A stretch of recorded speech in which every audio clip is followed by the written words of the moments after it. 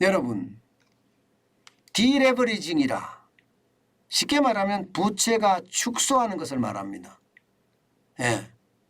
그런데 이 디레버리징, 사실 가계부채가 줄어드는 적이 단 한 번도 없습니다. 단 한 번도. 가계부채라는 통계를 짜고 난 이후에는요, 한 번도 없었어요. 왜 그런가요? 여러분, 경제가 성장 일로에 있잖아요. 그러면 가계부채도 늘어나는 게 일반적입니다. 기업부채도 늘어나는 게 일반적이에요. 그런데 가계부채가 감소한다. 이 말은 경제가 꺾여간다는 이야기도 되는 거예요. 경제가 꺾여간다. 어쩌면 말입니다. 이것은 실물 경제에 어마어마한 충격입니다. 물론 금리 인상 때문이다 이렇게 이야기를 합니다. 금리 인상 때문이다. 예, 그렇지만 가계부채가 줄어드는 것, 디레버리징이 된다는 것, 이것은 심각한, 우리가 역대 보지 못한, 과거에 경험하지 못한 그런 충격이 올 수도 있다는 뜻이 됩니다. 실제로 한번 보실래요, 여러분?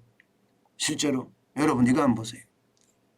1월에서 9월까지 가계대출 증감액입니다. 1월에서 9월까지예요.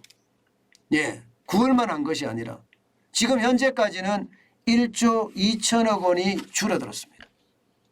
와우, 이것을 보면서 순간적으로 말입니다. 저는 바싹 울겠더라고요. 이러면 안 되는데. 예, 가계부채가 너무 광폭으로 느는 거, 이것은 아니지만 계속해서 적정 수준, 뭐 3%나 4% 수준 이렇게 늘어나는 것은 우리 경제 성장에도 도움이 된다. 이렇게 제가 계속 이야기를 해왔어요. 7, 8%, 90% 이렇게 늘어나는 것은 아니다 이렇게 말입니다. 그런데 웬걸요? 지금 1월에서 9월까지 줄어드는 것을 보니까 오히려 말입니다. 야, 이거 시장에 더 충격적인 일이 벌어질란가 보다. 이런 예측도 가능하게 됩니다. 가능하게 됩니다. 실제로 한번 구체적으로 볼까요? 지금 줄어드는 모양새를 보면 말입니다. 이게 만만치 않습니다. 2022년 1년 작년이죠. 1월에서 9월까지는 63조 9천억 원이 늘어났습니다. 그런데 올해는 1조 2천억 원이 줄어들었죠. 예, 심각하죠. 게다가 9월에 보면요. 9월에는 지금 1조 2천억 줄어들었습니다. 1조 2천억. 심각합니다. 반면에 기업대출은 늘어났죠. 그죠? 기업대출은. 기업대출은 작년에 1월에서 9월까지 72조 6천억 원이죠. 올해는요. 89조 8천억 원입니다. 기업은 더 어려워졌다는 뜻이 돼요. 이거는요. 기업은 더 어려워졌다. 이게 여러분, 가게는 돈 빌릴 여력이 없고 기업은 살려고 돈을 더 빌린다 이렇게 되는 거예요. 게다가 회사채 발행도 못하잖아 지금요. 회사채가 워낙 비싸니까 차라리 대출로 도는 거예요.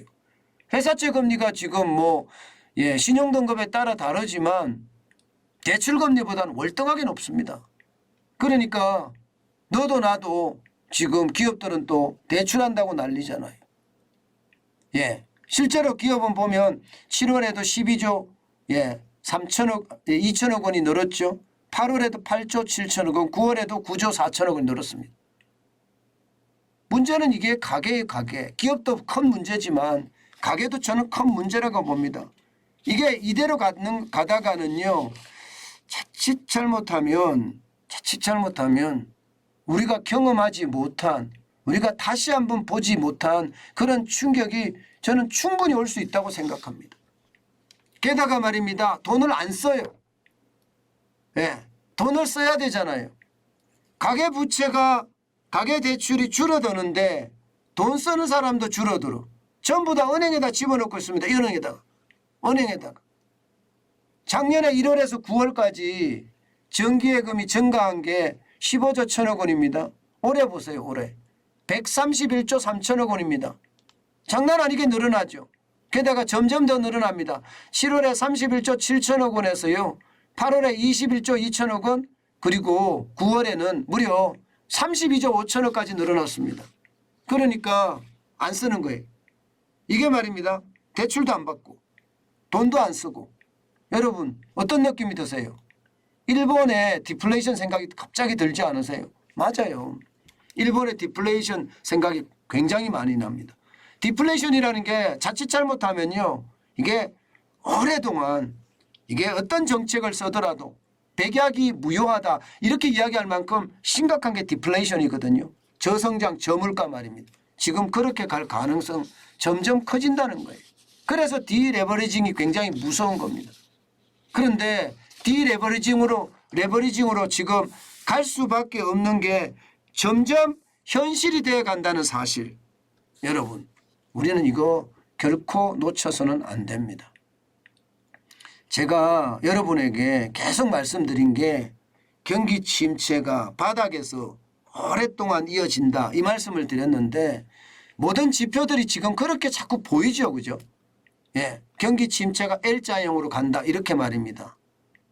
그만큼 말입니다. 경기에 대한 상황은 좋지 않은 거다. 이렇게 저는 읽혀집니다. 물론 우리가 정기예금을 많이 해야 되겠죠. 실제 정기예금 많이 합니다. 지금 보시면 10월 7일 현재 800조가 넘어섰어요. 제가 정기예금 할 때 어떻게 하는 게 좋다고 말씀드렸습니까? 짧게 방망이를 짧게 잡아라. 3개월짜리 6개월짜리 뭐 최대 길어도 1년짜리를 하지 1년짜리도 저는 하지 말라고 하고 싶어요. 왜냐하면 금리가 계속 올라가기 때문에 예금금리가 계속 바뀌거든요.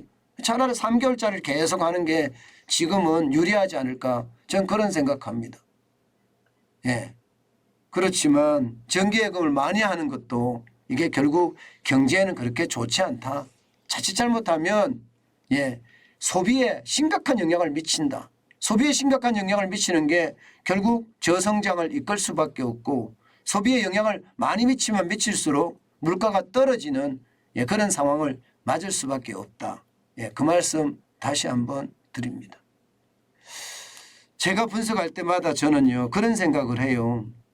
이게 작은 단서지만 이게 최악으로 갔을 때 어떤 일이 벌어질 건가 거기까지 가거든요. 이 작은 단서의 현재 단서도 분석하지만 과거는 어땠는지를 보고 말입니다. 그런데 지금 가계대출이 줄어든다는 것은요. 우리 경제 전체가 이게 쪼그라든다. 저는 이렇게 인식하고 있습니다. 그만큼 위기는 와 있고요. 깊이가 더 깊어지고요. 아마 더 깊어질 거예요. 그러면서 깊어졌을 때 쭉 오래 간다는 거 현실화될 가능성 높으니까요. 항상 대비책 마련해야 합니다.